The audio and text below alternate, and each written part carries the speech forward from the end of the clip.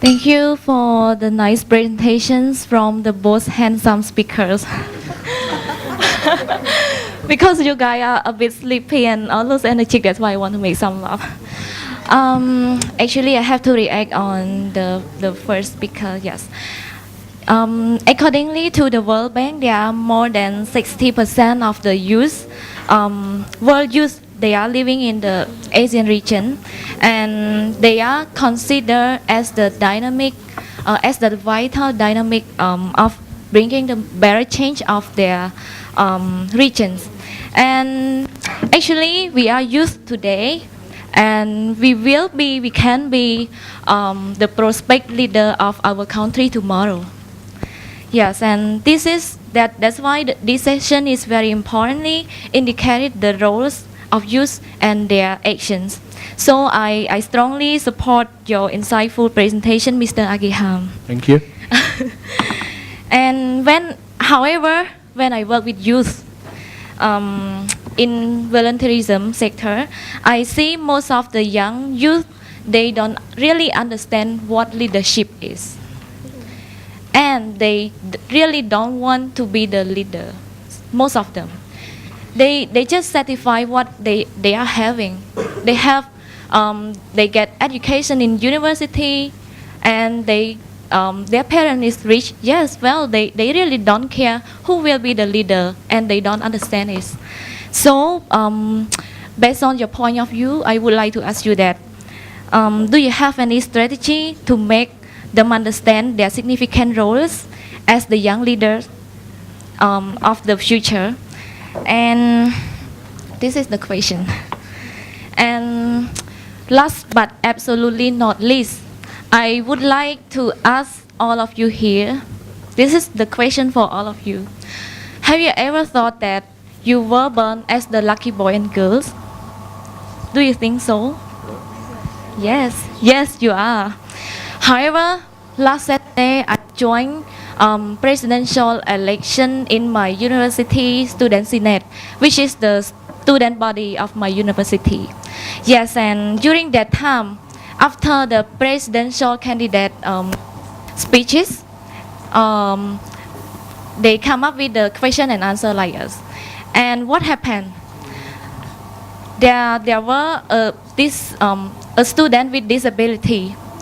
He come to the floor in front of 500 participants, and he asked everybody that. He asked the presidential candidate, all of you have the good policy to promote the community and to help the student in our university. However, do you have any policy for me as the youth with disability? And what happened? What's going on? 500 people was in a moment of silence, and we were so sad. It's a kind of touch question, and then I think that I'm here. I should bring their voice into the international stage. And I saw something. The UNESCO estimated that 98% of children with disability in developing countries, they do not attend school, and there are 99% of girls with disability are illiterate, and it's a kind of suffer. Yes, and I don't want them to feel that they are being abandoned. I do believe that they are not disability with their ability as well as their willingness to make improvement of their society. Yes. And finally, I obviously hope all of us here are possible to do something for them. And we are now the representative of the 160 million youth in Southeast Asia. Thank you. Thank you for your wonderful question, wonderful reaction, Ms. Maryna. So to react to your first concern, your question on why the leadership, to take leadership, to take the lead among the youth, it's not within their interest. Perhaps the way to start our strategy on this is to focus, as I said first, to focus on the awareness. Awareness to show them, to give them the opportunity to lead first. Because what I found out in most ASEAN countries, I went to Cambodia quite like 4 or 5 times already, Indonesia almost twice a year, just to monitor our project, and we monitor the young people. We help to develop strategy to empower them and educate and empower them to be a great leader. So we found out that even in Brunei, we found out that most of them, they are frustrated that they are not given that opportunity to lead or to get their ideas to be presented or to be put into action.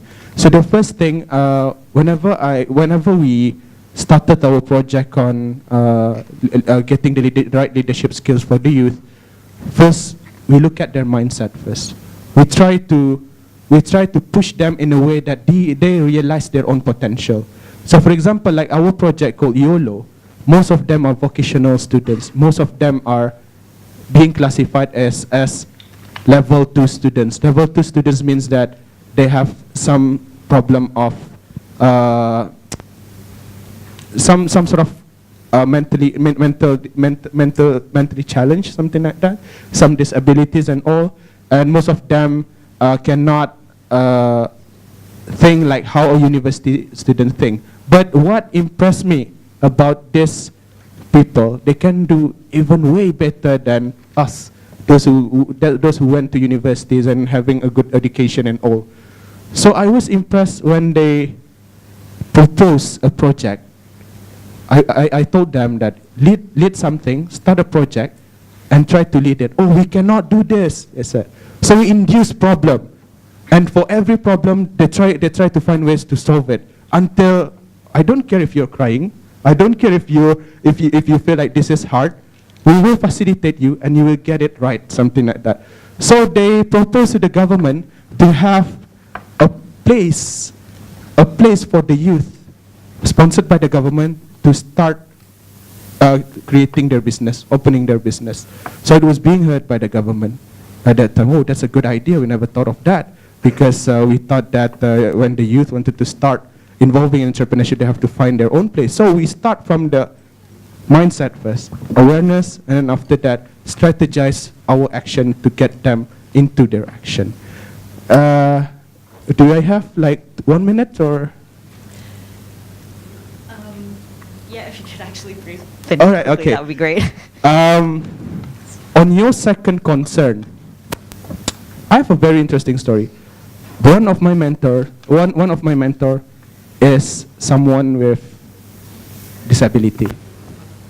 He lost his eyesight when he was young, and he's an alumni of YCL as well. He taught me something. Aji, you talk too much. You talk a lot.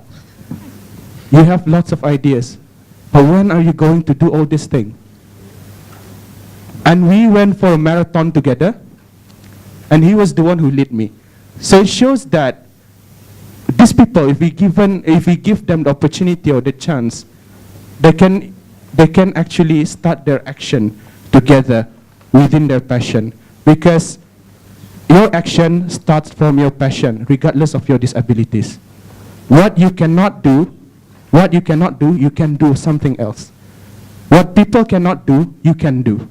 So which means that every person have their own specialties. So it's how you strategize, how you develop your passion and then your abilities, your strategies in order to get it right, something like that. So my advice is, whenever you do any project or anything, involve these people, get them to participate in, because they are the people who have a strong message, a strong influential action for the young people, and for the young people to know what needs to be done for the community and for the best of the community. Thank you.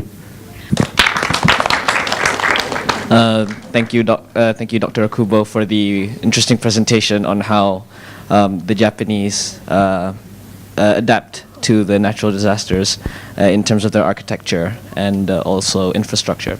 So in Brunei, one of our best known sites is called the Water Village, and this is actually a village of wooden houses, mostly wooden houses, built on stilts in the middle of a river, and it is best known as the Venice of the East, and it's called Kampong Ayer. So one of the great problems that the houses there are facing is that since they're wood, fire. So there have been many incidents over the past few years in which houses have been caught on fire. One house, and then suddenly it spreads to the other, and then a large grouping of them, shall we say, are destroyed. And we Bruneians consider this our heritage. This is where we came from. And so I've seen in the presentation just now that the storehouses that the method that they use to prevent any further damage to the infrastructure there. So I want to ask if there are any ways in which Brunei, which is it has a hotter climate, and then these are wooden houses grouped quite close together in a dense area. How any simple ways in which we could actually prevent further damage through fire. That's all.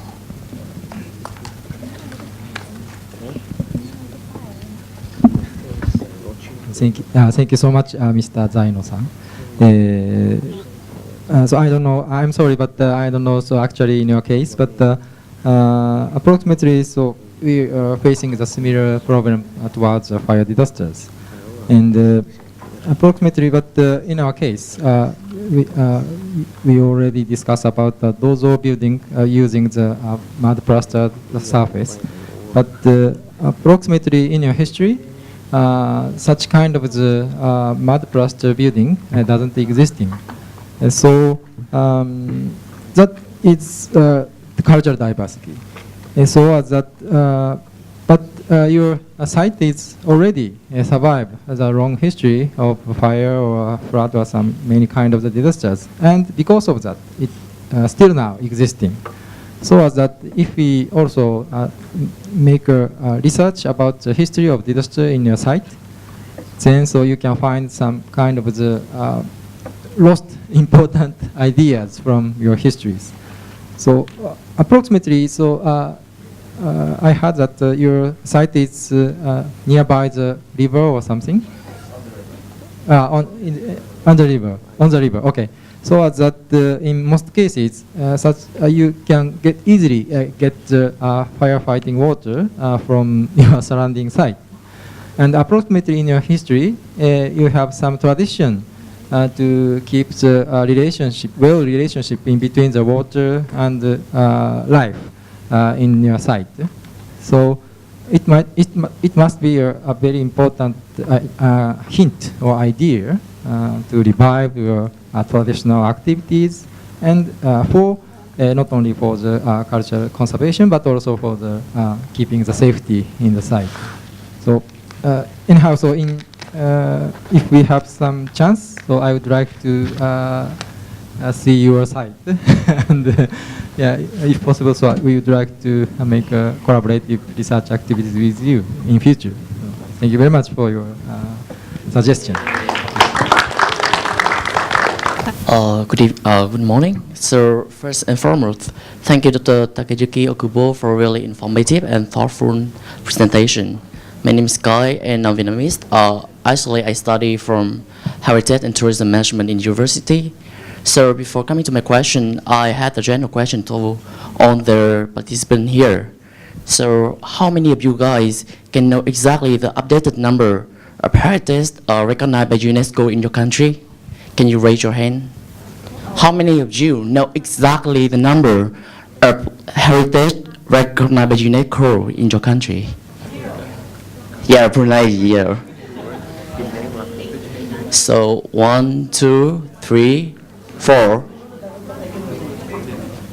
Yeah, 5, 6, 7. So can I ask how many in Philippines? I can totally tell them total number, but I can name them. Because, well, history matters. Well, it is a lot. Actually, most of our UNESCO heritage sites were churches. Example is the San Agustin Church, which is the oldest stone church in the Philippines. You can find it inside the Intramuros in Manila. Also, is the Miagao Church. It's also a heritage site. Then, Well, thank you very much. If I'm not wrong about, because I can number them, but I can't. I'm sorry because we don't have much time with them. So yes, like it's a situation in not only here but also in my country. When I asked my friend about the number of heritages in Vietnam we had about 23 heritages recognized by UNESCO, but not many people they know it. Well, normally I see that all the heritage-related organizations they just focus on physical conservation like rebuilding, renovation, or reconstruction. However, they don't focus on something really practical or realistic like raise the public awareness, like to let more people know about heritage. So what can we do to make the young people care more about heritage? Because I'm sure that heritage are not only the tourist attraction, they are our national cultural treasures. So could you help me to like specify it? Thank you very much. Thank you so much, Mr. Sky. So it's a quite important problem. So yes. So approximately. So we need for the first time we need to understand what's the value of cultural heritage in recent time.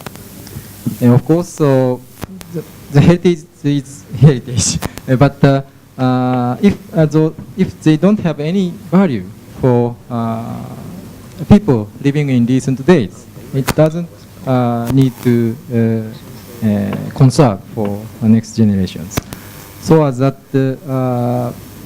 we should think about how to utilize or how to revitalize those heritage elements for recent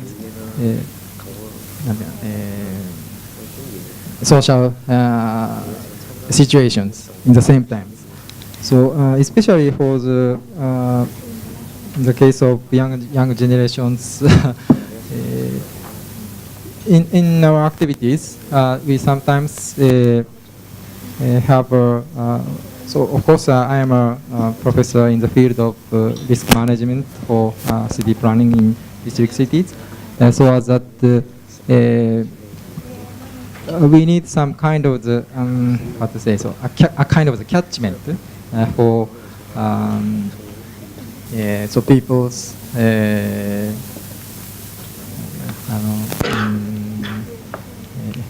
what to say, so I'm sorry, so it take much time to change my brain of OS from Japanese to English, but anyhow, such kind of the field work with the young generation is very important, I believe.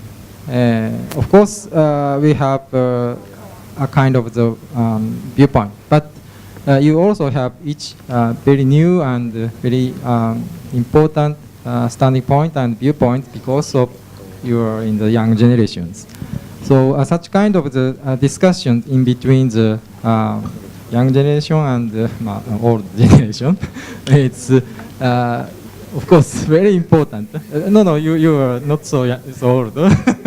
Yeah, and so to make such kind of the opportunity, it's quite important mission, I believe.